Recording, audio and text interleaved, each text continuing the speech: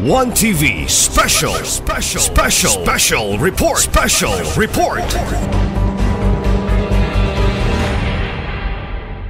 The Pledge of Commitment. Mahingi ko po na tumayo tayo lahat para magbigay pugay sa ating panunumpa para sa kapayapaan.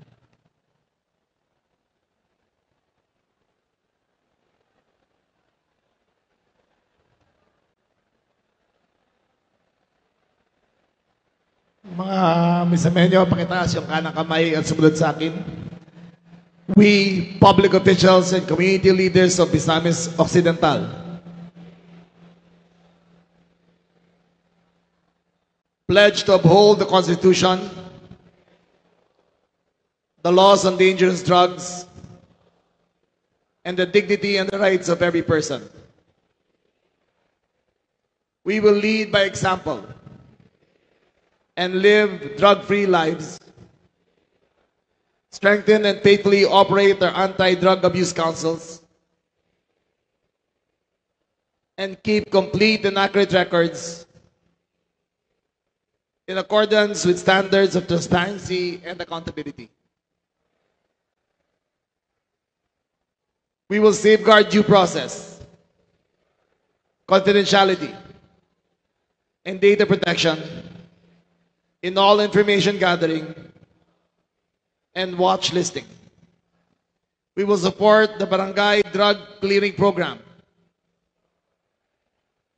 and coordinate with DILG, PIDEA, PNP, and our health partners so that enforcement is precise, interventions are humane, and pathways for treatment, recovery, and reintegration are available. We reject corruption and improper influence, and we commit to act with integrity, proportionality, and respect for human rights.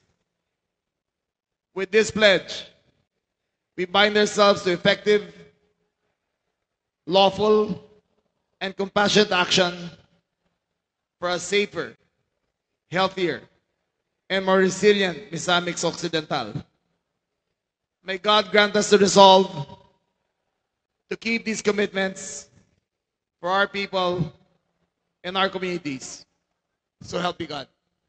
Congratulations. Our profound gratitude to Honorable Secretary Remulla for your resolute and unwavering leadership in our nation's ongoing campaign against illegal drugs.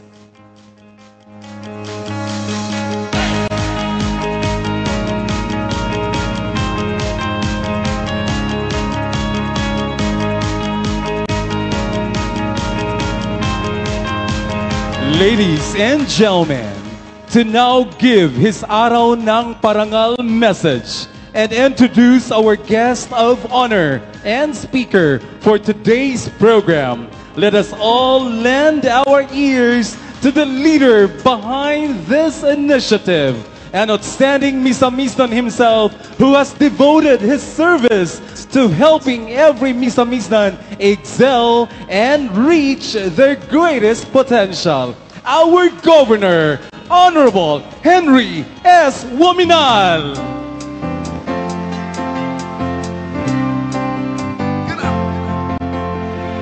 Governor Henry S. Wominal, naumatong ka sa ligan. Governor Henry S. Wominal, the working governor. Itang tanan mo asenso.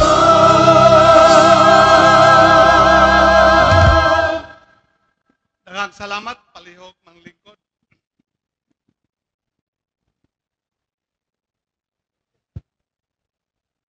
To our esteemed guest of honor and speaker, which I will introduce properly later.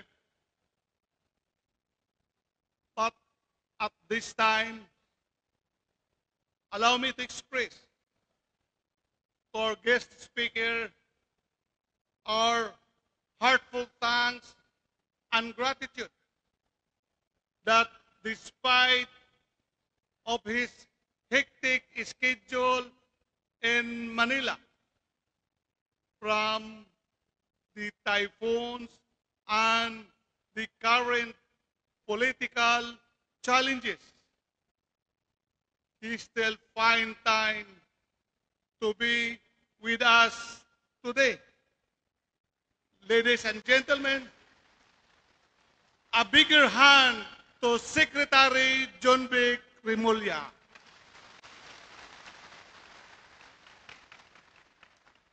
And of course, with him is our DILG Undersecretary, Marlo Iringan,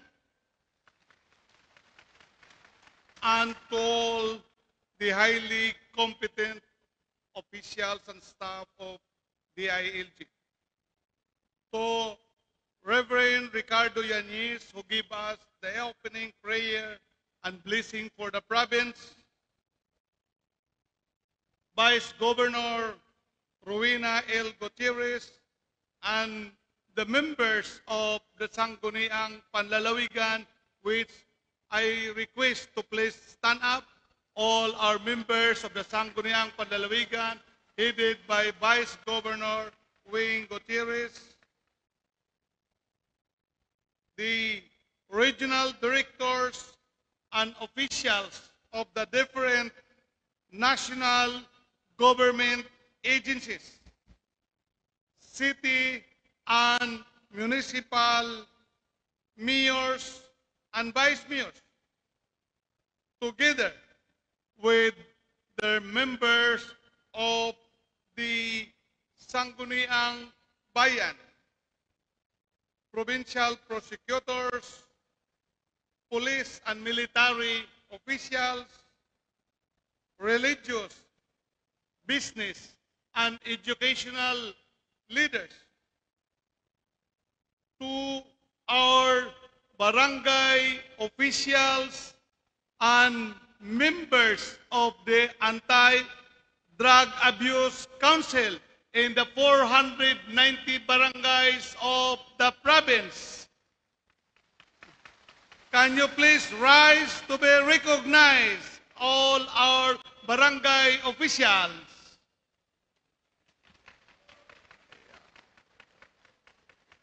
Mr. Secretary, we invited them today because we are now in the process of implementing your SICAP program, strengthening and institutionalizing capabilities of our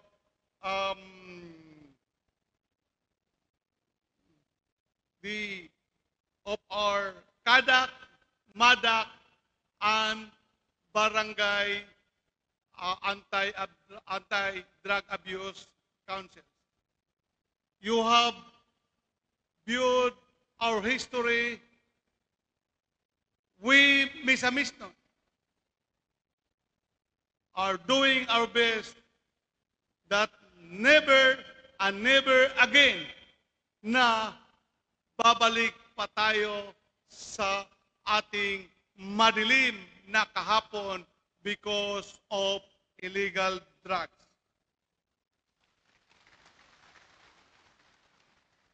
Members of the screening committee and other esteemed guests, friends, ladies and gentlemen, and most especially to our outstanding Misa Misnon awardees for 2025 and their family, the true stars of today's grand celebration.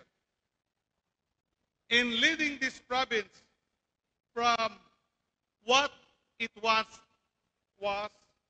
to what it has now become, transforming from the so-called drug capital to a drug-cleared and insurgency province, from being among the top 10 poorest provinces to now one of the region's top performing in the areas of economic growth and tourism. The principles that I have strongly imposed upon myself and have instilled among the Misamisnons I serve are the core values of excellence and service that define the Misamisnon spirit. When Misamisnons are driven by excellence, the motivation spurs us to not stop until we see results and impact in the programs we implement and the services we deliver. Since I took office last July 2022, the Asenso administration did not only lay down plans, but we always stuck to the plans that produce results. Because of our constant pursuit for excellence, our 5M's vision, Misamisnon, Magpuyong, Malinnaon, Malamboon, o Malipayon, is no longer a mere concept. It now stands as the living and continuing reality of a province made stronger, more progressive, and more united than ever before. We began this tradition in 2022 by honoring 58 outstanding individuals and institutions. In 2024, we honored 19 outstanding Misamisnon, 1 outstanding institution, and 2 outstanding friends of the Misamisnon. And in 2025, we continue the legacy by recognizing today exemplary individual awardees and 3 institutional awardees under the lupon ng Tagapamayapa Incentives Awards and 3 local legislative awards. These outstanding Misamisnon individuals and institutions prove that our success as a province is the result of strong partnerships and shared commitment among all sectors of the society.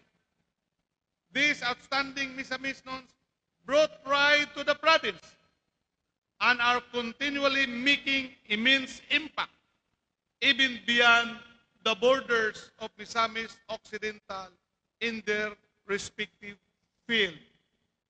During the awarding process, I shared the pride of whispering to Secretary Remulla that our outstanding Misamisnon awardee on educational leadership has been imported now in Davao del Sur because she is the president of the Davao del Sur State College. I'm referring to awardee Dr. Puentes. To make this already prestigious occasion even more historic, we are honored and are deeply grateful for the presence of our guest and honor and speaker, no less than the Secretary of the Department of Interior and Local Government. Our guest of honor brings with him nearly 3 decades of distinguished public service, having served as governor and vice governor of Cavite Province and board member of the 2nd District of Cavite. Under his leadership, Cavite was cited as the most business-friendly province in the country in 2024. And the first provincial government in Asia to be ISO certified. The province was also recognized by the DILG as one of the top 10 high-performing provinces in the Philippines based on the local government performance management system. Parang gumagaya lang tayo sa kanya. Our guest of honor and speaker is an exemplar of good governance. As Cavite, under his leadership, was also awarded with the Gawad Ido Campion for capacity development, province category in 2024, and the Beyond Compliant Commendation in the 22nd Gawad Kalasag Awards in 2022. Most business-friendly local government unit, province category awarded by the Philippine Chamber of Commerce and Industry in 2021, and the Seal of Good Housekeeping Award from 2010 to 2012. The Honorable Secretary graduated with Bachelor of Arts in Philosophy degree from the University of the Philippines, Diliman. He took up his secondary education at the Ateneo de Manila University and his primary education at De La Salle University, Manila. Ladies and gentlemen, it is with my great pride, in behalf of the Misamisnon, to present to you our guest of honor and speaker, the Honorable Secretary Juanito Victor Rimulya.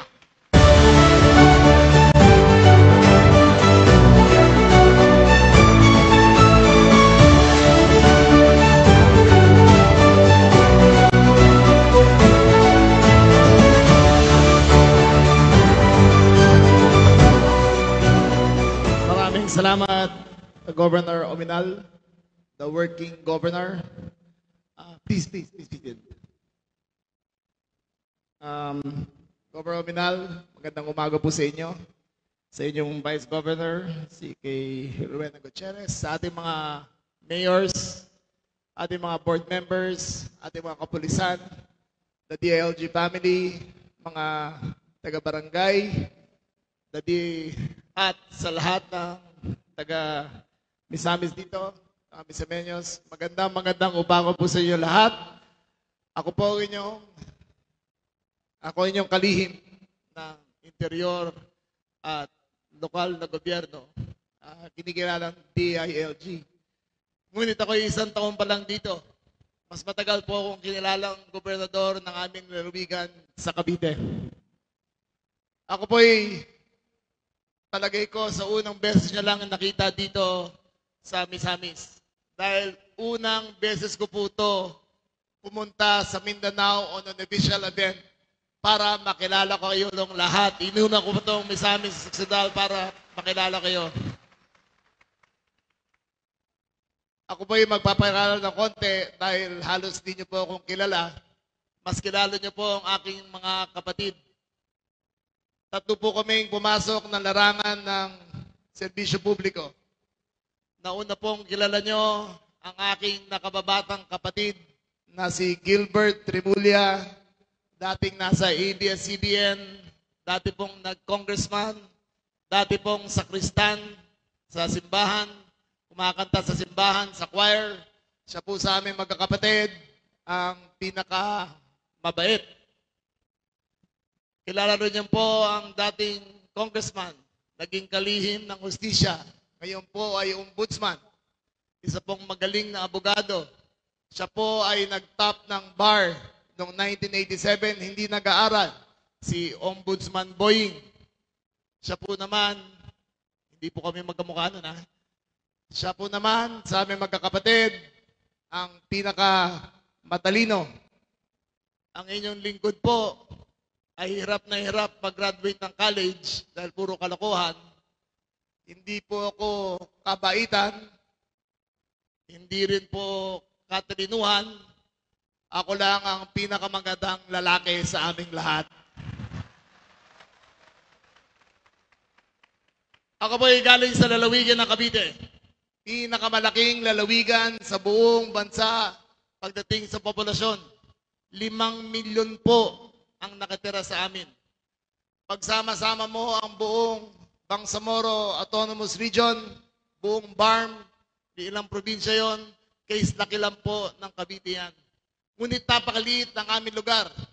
Ang lugar po namin, papuntang norte ay 40 kilometros, ang lapad niya ay 60 kilometros lamang. Napakaliit. Alam na alam ng mga taga-PNPA natin yan. Di ba? Lahat kayo nagkaka-girlfriend doon sa amin sa silang, di ba? Ang Cavite po ay napakaliit na lalawigan. Zero mineralized content. Wala pong mining sa amin. Wala pong, pero number 1 kami sa human capital. Mula buong Pilipinas, sigurado ko, lahat kayo, meron kayong kaibigan, kamag-anak, o mga kapatid na nakatira na sa Cavite. Sigurado ko, naka-text nyo, ka-Facebook nyo, mga taga-Cavite. Dahil sa amin po sa Cavite, sa 100% population ng 5 million, 85% po ay hindi doon pinanganak, lumipat lang doon para maghanap ng mas magandang at maunlad at matiwasay na buhay. Doon po sila pumunta sa Cavite at ngayon tinanggap namin sila. Not born na Caviteño, but a Cavite by choice. Iisa lang kami, Caviteño kami lahat. Bakit po dumami ang tao sa Cavite? Dahil panahon po na aking ama, pinalawak niya po ang industriya. Lahat po ng klaseng factory nilagay doon. Ang pinamalaking factory ng electronics ay yung ang EMS doon po sa Imus. Ang factory po doon, basta pinapasok ang bakal sa makina, lumalabas po alambre. Doon po sa EPSA, napakadaming factory po namin doon, 200,000 empleyado. Ang mga factory po doon, gawaan ng damit. Basta ipasok mo ang tela, lumalabas, bestida. Doon po sa Pure Foods, lahat kung saan ginagawa, lahat ng tender juicy hotdog na kinakain. Doon po sa General Trias, basta ipasok po ang baboy, ang lumalabas sa makina, hotdog. Pero ang pinamalaking factory sa amin lahat ay hindi po gawaan ng hotdog o gawaan ng tela. Ang pinamalaking factory po namin lahat, basta ipasok po ang hotdog, ang lumalabas, bata.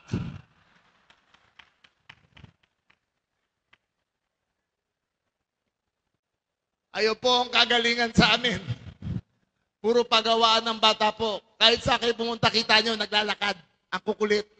Pero yun ang pag-asa ng ating bayan. Paano po umunlad na Cavite? Bakit doon pumunta ang industriya? Dahil inalagaan namin ang kabataan.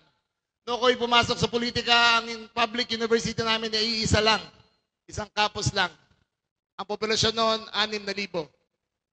Sa sumunod na 30 taon, simula naging bukal ako hanggang naging vice governor and governor, wala kaming ginawa kundi mag-invest sa public education.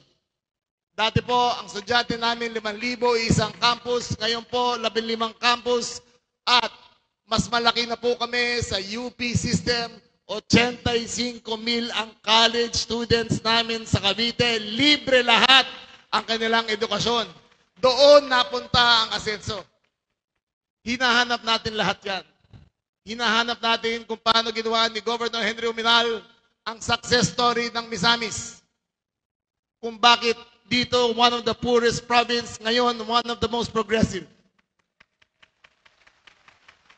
Dito, kung dati, kung saan, puro drugs ang nangunguna, ngayon, kapayapaan na at progreso dahil kay Governor Minal, itinigil niya lahat yan. Kami po sa DILG, ang anti-drug campaign namin ay hindi tinigil na po namin ang dating marahas at mabigat na kamay na paraan. Ang supply po ng droga sa Pilipinas, taon-taon, pumapasok sa atin 16 na tonelada. Ang presyo po ng drugs na pumasok ko sa DILG ay 4,600 pesos per gram. Ayun po ang presyo ng shabu. Ang ginawa po ng PNP natin, napakahusay po ng PNP natin, imbis na consumption drive na pinapatay ang mahihirap na wala namang kasalanan sa mundo, madalas inosente, kinakaladkad, pinapatay, binabaril sa ulo, walang police report, at sinasabing drug addict, we stopped after, hindi po namin tinigil lang sa consumption side. We went after the supply. In 1 year, out of 16 tons, 6 tons na po ang na-apprehend ng PNP, tumaas ang presyo ng droga, bumaba ang insidente ng krimen, lahat yan na wala kaming sinasaktan na inosenteng tao. Ito po ang challenge na ating bansa. Paano tayong magiging Misamis? Paano tayo magiging Cavite?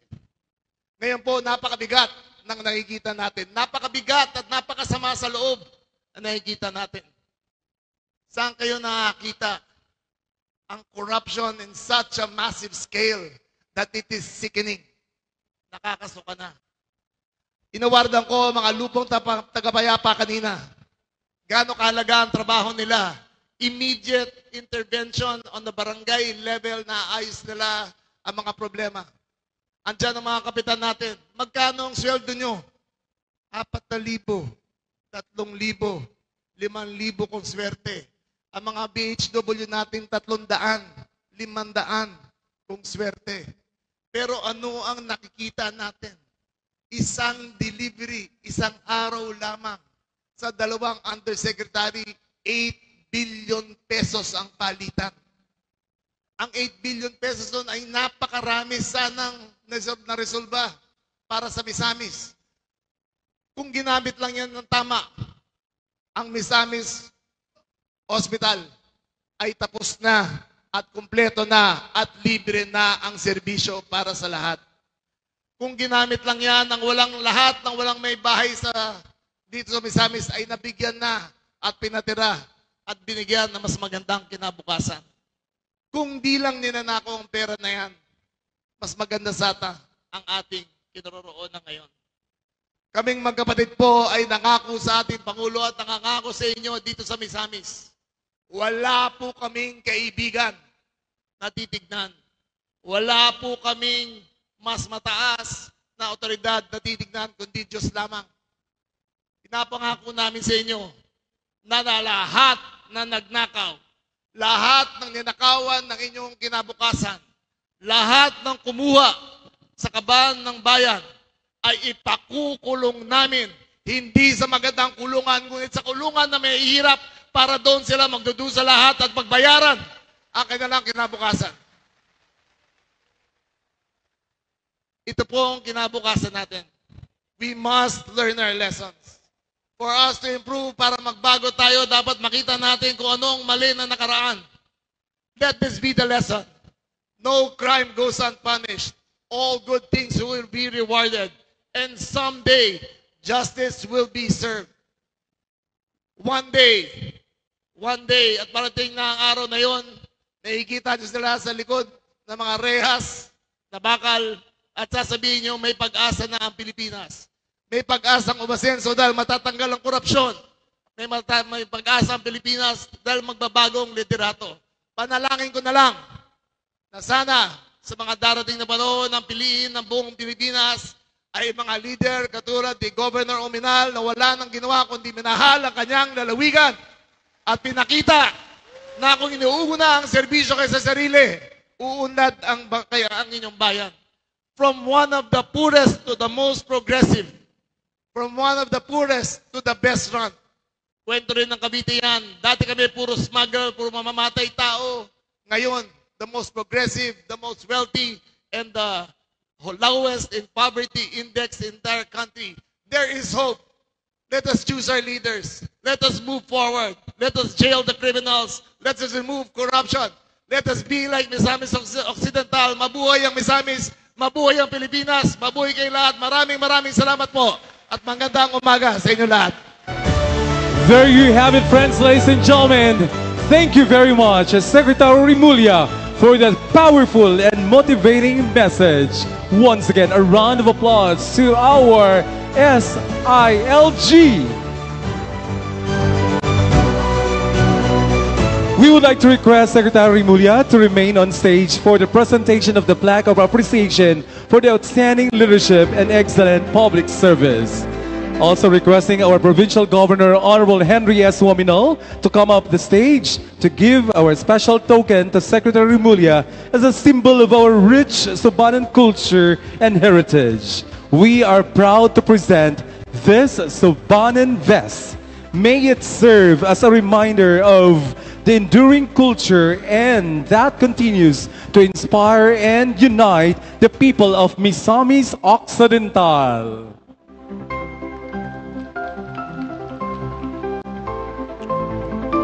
We also present the plaque of appreciation to Secretary Rimulya in grateful recognition of his presence and his unwavering support to the province of Misamis Occidental.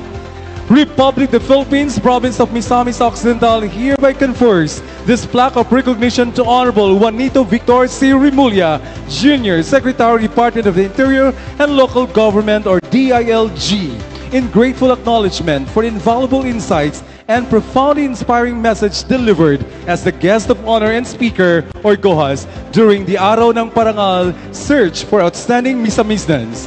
As a Secretary of the DILG, your intensive experience in public service enriched the event with wisdom and highlighted your remarkable journey built on diligence and dedication.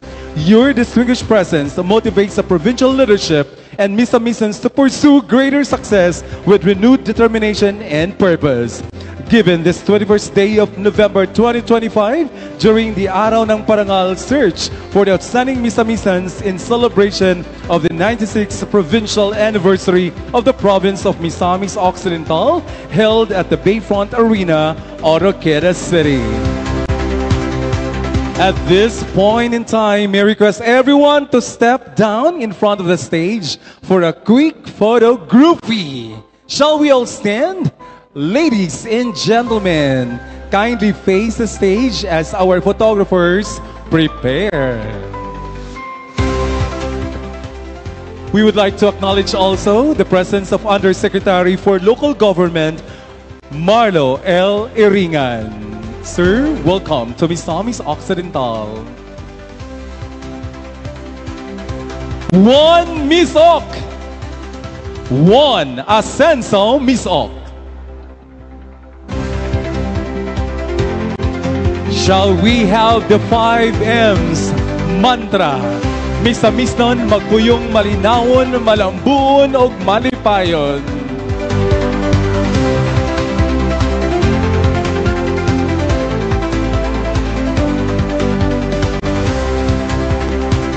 Once again, ladies and gentlemen, Misamisnons, a round of applause to our honored guest, our speaker for Araw ng Parangal 2025, Secretary Rimulya.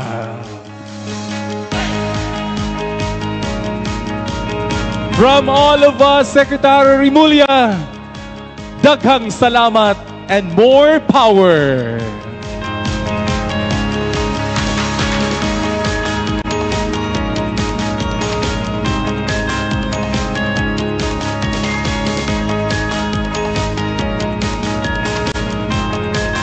Shall we all shout, Ascenso, Misamis Occidental, 3, 2, 1. Ascenso, Misamis Occidental. Daghang salamat, Secretary Rimulya.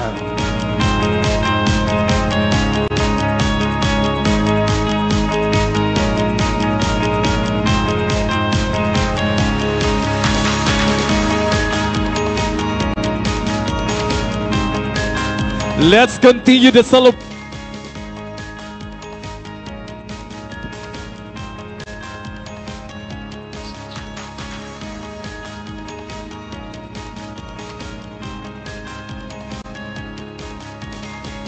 Here we go, friends, ladies and gentlemen.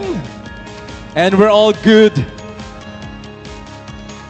For God is good all the time. Ascenso, Misamis Occidental. This is Araw ng Parangal 2025. With an exciting performance this time, let's give it up for the intensified dancers. A round of applause, please.